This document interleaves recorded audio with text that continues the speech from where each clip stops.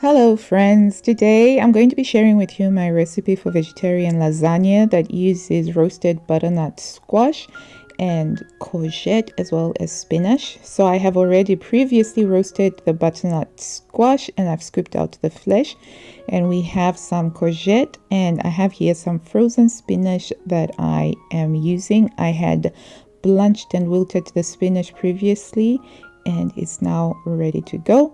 I'll also be using some ricotta as well as some lasagna seeds and some whole grain mustard, as well as several cloves of garlic depending on how strong you want it. I have some pecorino cheese that I'm also going to be using. So this lasagna is going to be a half and half. I'm currently having to reduce the amount of carbohydrates that I take. So I'm using I'm using courgettes on the side of the lasagna that I'll be eating. And I'll be using lasagna sheets, pasta lasagna sheets, on the side that the rest of my family will be eating. So I've cut the courgette into nice thin slices, and then I'm also going to finely dice the garlic. Then I'm going to fry it in some oil until it's nice and translucent. So you can also mince the garlic or just put it through a mincer. It's entirely up to you.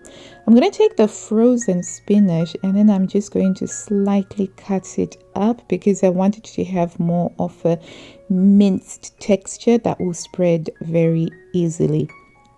And the spinach, I'll add that to the garlic that has been frying very nicely in some oil, and that's going to get it nice and warmed through. In the meantime, I have the lasagna sheets getting ready by boiling them for only a couple of minutes to get the cooking process started in a saucepan. And I have a trivet that I'm using so that the lasagna sheets don't stick to the bottom of the pan, because that creates some problems. So just a trivet will help to keep them from sticking. Back to the spinach, I'm going to add half of the ricotta cheese to the spinach in the saucepan, and I'm going to continue cooking until it's all nicely evenly mixed and the ricotta is nicely warmed through.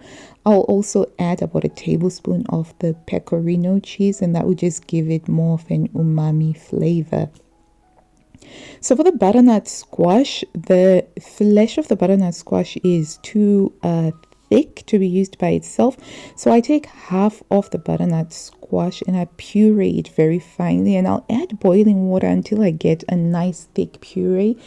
And then to that I will add the unadulterated butternut squash, and that's just to make it a little bit more liquidy and not too thick, so to speak. Same with the pasta sheets. My courgette sheets are just going to be fried very slightly to start the cooking process in the meantime. And I'm going to add the rest of the ricotta and a tablespoon of the whole grain mustard to the butternut squash. And we're just going to mix that in and add seasoning to taste at this juncture. Now it's time to assemble it. So my first layer is the butternut squash layer that goes in first.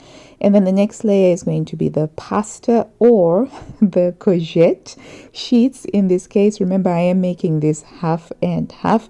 I could have made two separate ones, but I thought it would be fun to do it this way. So you can see one side there has got the pasta lasagna, and on the other side it's got the courgettes as the layers.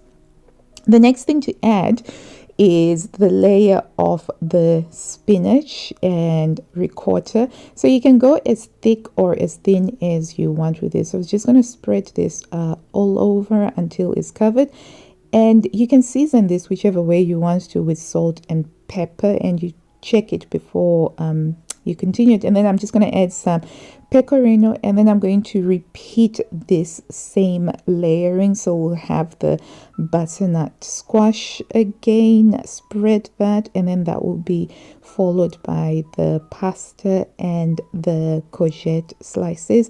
So the courgette slices have been pre-cooked, so this reduces the amount of time that you actually need to have the lasagna in there. You could of course just put them on without pre-cooking them, both the lasagna sheets and the zucchini sheets, and you'll be fine. It would just take a bit longer, but I do this in order to get things cooking a little bit quicker.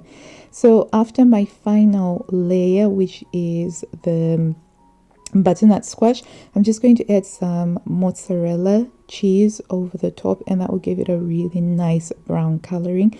That's going to hop into the oven at 180 degrees, fan assisted, for about 30 to 40 minutes in order to be cooked nicely through. And for dinner, we served it with some boiled vegetables, and it was a lovely meal indeed. Thank you so much for watching this video and for joining us here at Healer at Home for this recipe quick video. And until I see you next time, I wish you blue skies, health, and happiness. Bye.